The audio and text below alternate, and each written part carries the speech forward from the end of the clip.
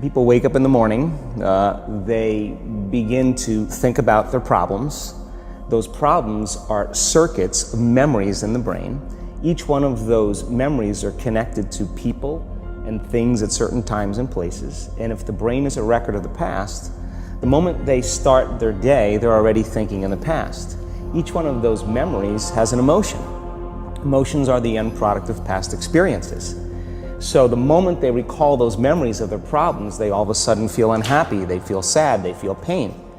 Now, how you think and how you feel creates your state of being.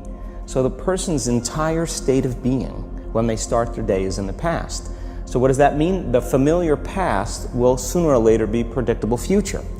So if you believe that your thoughts have something to do with your destiny, and you can't think greater than how you feel, or feelings have become the means of thinking, by very definition of emotions, you're thinking in the past. And for the most part, you're going to keep creating the same life.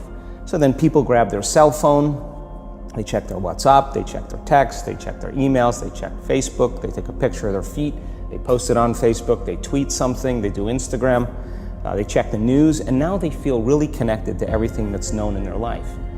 And then they go through a series of routine behaviors. They get out of bed on the same side, they go to the toilet, they get a cup of coffee, they take a shower, they get dressed, they drive to work the same way, they do the same things, they see the same people, they push the same emotional buttons, and that becomes the routine, and it becomes like a program. So now they've lost their free will to a program, and there's no unseen hand doing it to them.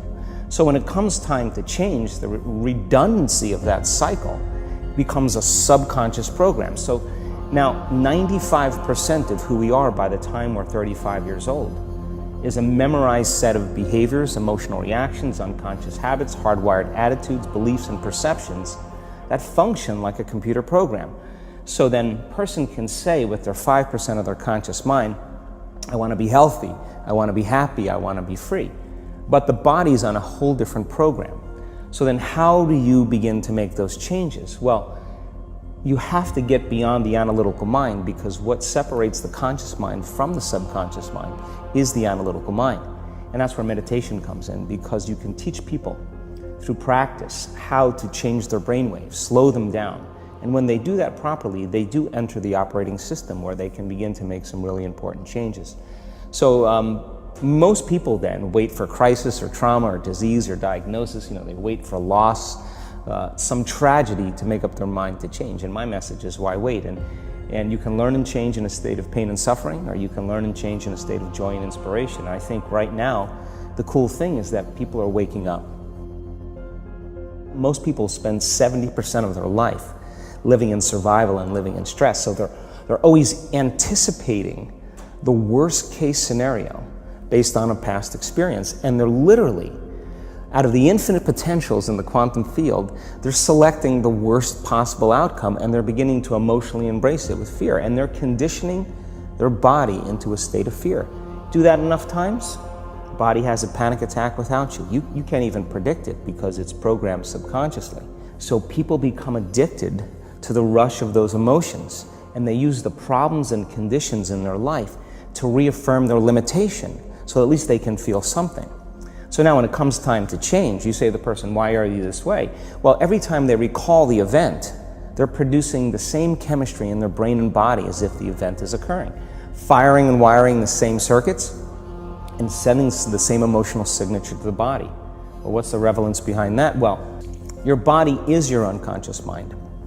In a sense, if you're sitting down and you start thinking about some future worst case scenario that you're conjuring up in your mind, and you begin to feel the emotion of that event, your body doesn't know the difference between the event that's taking place in your world, outer world, and what you're creating by emotion or thought alone.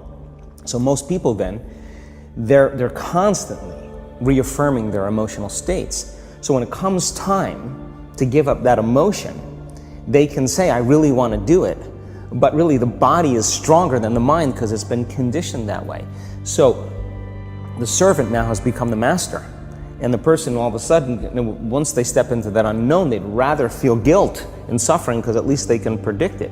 Being in the unknown is a scary place for most people because the unknown is uncertain. And people say to me, well, I can't predict my future. I'm in the unknown, and I always say the best way to predict your future is to create it. Not from the known, but from the unknown. What thoughts do you want to fire and wire in your brain? What behaviors do you want to demonstrate in one day?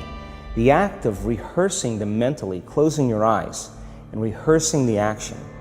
Rehearsing the reaction of what you want, or the action of what you want. By closing your eyes and mentally rehearsing some action. If you're truly present, the brain does not know the difference between what you're imaging and what you're experiencing in 3D world. So then you begin to install the neurological hardware in your brain to look like the event has already occurred. Now, your brain is no longer a record of the past. Now it's a map to the future. And if you keep doing it, priming it that way, the hardware becomes a software program, and who knows, you just may start acting like a happy person. And then I think the hardest part is to teach our body emotionally what the future will feel like ahead of the actual experience. So what does that mean? You can't wait for your success to feel empowered. You can't wait for your wealth to feel abundant. You can't wait for your new relationship to feel love, or your healing to feel whole. I mean, that's the old model of reality, of cause and effect, waiting for something outside of us to change how we feel inside of us. And when we feel better inside of us, we pay attention to whoever or whatever caused it. But what that means then is that from the Newtonian world is that most people spend their whole life living in lack, waiting for something to change out there. What do you mean the Newtonian world? The Newtonian world is all about the predictable. It's all about predicting the future. But the quantum model of reality is about causing an effect. The moment you start feeling abundant and worthy, you are generating wealth. The moment you're empowered and feel it, you're beginning to step towards your success. The moment you start feeling whole, your healing begins. And when you love yourself and you love all of life, you'll create an equal. And now you're causing an effect. And I think that's the difference between living as a victim in your world, saying, I am this way because of this person or that thing or this experience. They made me think and feel this way. When you switch that around, you become a creator of your world, and you start saying, my thinking and my feeling is changing an outcome in my life. And now that's a whole different game, and we start believing more that we're creators of reality. And most people, when they have a thought, they just think that that's the truth. And I think one of my greatest realizations in my own journey was, just because you have a thought doesn't necessarily mean it's true. So if you think 60 to 70,000 thoughts in one day, and we do, and 90% of those thoughts are the same thoughts as the day before, and you believe that your thoughts have something to do with your destiny, your life's not going to change very much, because the same thought leads to the same choice leads to the same behavior creates the same experience, and the same experience produces the same emotion. And so then the act of becoming conscious of this process, to begin to become more aware of how you think, how you act, and how you feel, it's called metacognition. And so then why is that important? Because the more conscious you become of those unconscious states of mind and body, the less likely you're going to go unconscious during the day, and that thought is not going to slip by your awareness unchecked, because it means to know thyself. The word meditation means to become familiar with.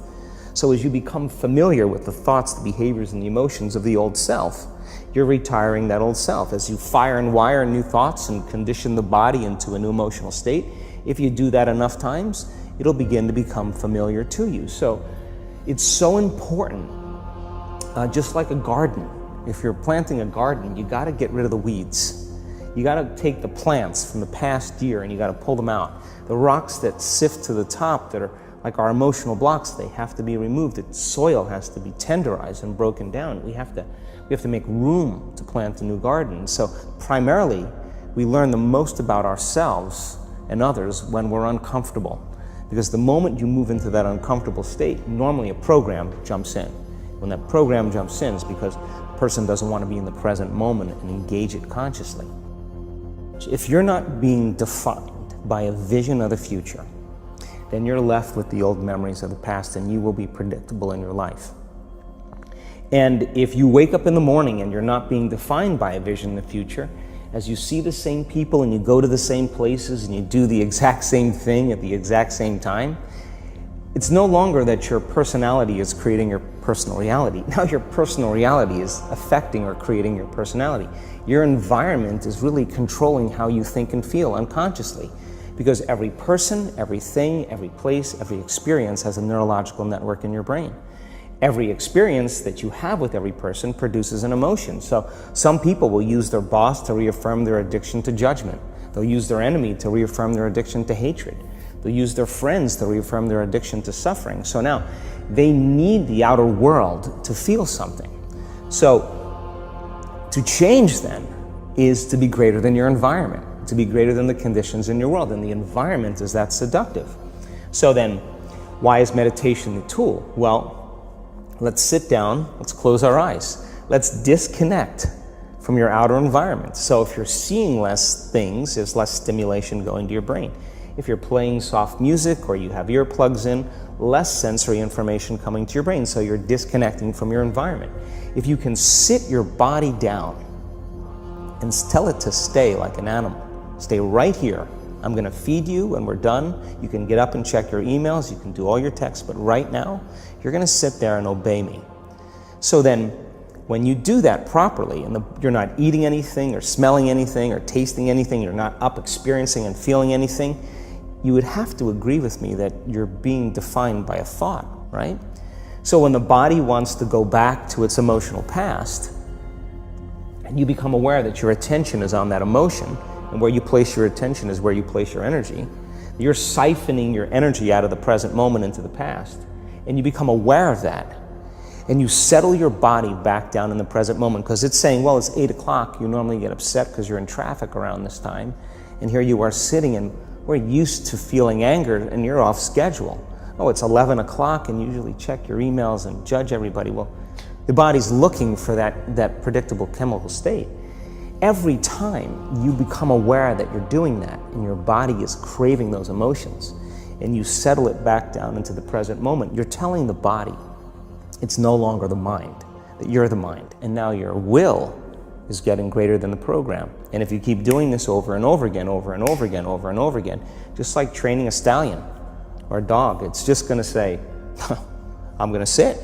And the moment that happens, and the body's no longer the mind, when it finally surrenders, there's a liberation of energy. We go from particle to wave, from matter to energy, and we free ourselves from the chains of those emotions that keep us in the familiar past. And we've seen this thousands of times. In fact, we can actually predict it now on a brain scan.